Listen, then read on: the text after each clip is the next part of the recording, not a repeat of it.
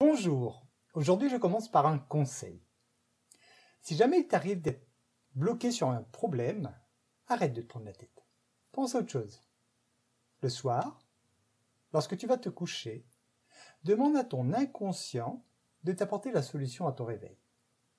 Tu auras ainsi démarré le processus et ton inconscient pourra t'apporter la solution tranquillement, sans que ton conscient vienne interférer. À ce sujet, je te conseille d'apprivoiser ton inconscient. Dialogue avec lui en permanence. Fais-lui confiance.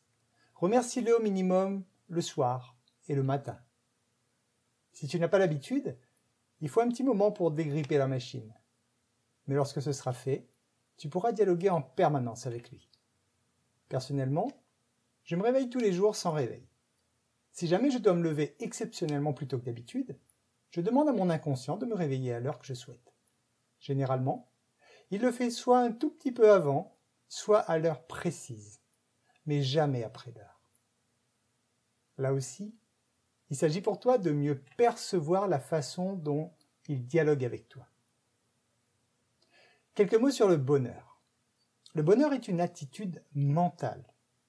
Il est produit non pas par des objets, mais par des idées, pensées et attitudes qui peuvent être développées sans tenir compte de l'environnement. Le bonheur est en toi. Ne le cherche pas à l'extérieur.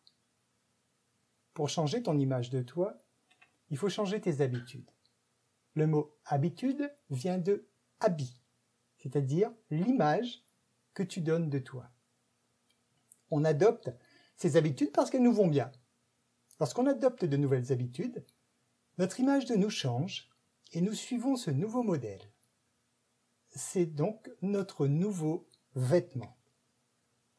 On peut changer en prenant une décision consciente et en agissant différemment. Je te donne un conseil. Si tu le fais, arrête de te critiquer. L'auto-analyse est valable effectivement une fois par an, mais pas tous les jours. Alors voici ce que tu peux faire pour te percevoir plus confiant. Tu peux parler plus fort, par exemple. Un cri puissant te permet de déployer toute ton énergie. En haltérophilie, par exemple, crier pendant l'effort permet de soulever jusqu'à 15% de poids en plus. Je te conseille de crier de temps en temps. Comme ça peut être un peu perturbant pour ton entourage, tu peux crier dans un oreiller, par exemple. Ou alors, pense aussi au « yes ». Ose extérioriser tes sentiments. Si tu apprécies quelqu'un, fais-le savoir à cette personne. Pour changer, tu dois te déconditionner pour te reconditionner positivement. Tu connais peut-être l'expérience de Pavlov sur son chien. À chaque fois qu'il lui donnait à manger, il agitait une cloche. Au bout de quelque temps, même s'il ne lui donnait pas à manger, le simple fait d'agiter la cloche faisait saliver le chien.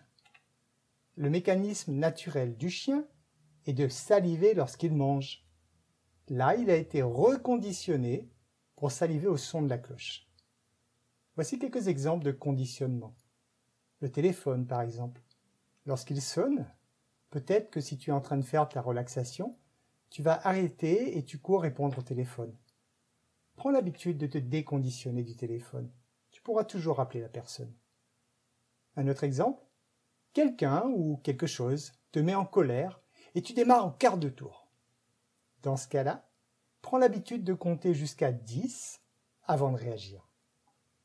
Je te laisse là-dessus, continuer ta séance de relaxation et de visualisation créatrice et je te dis à très bientôt.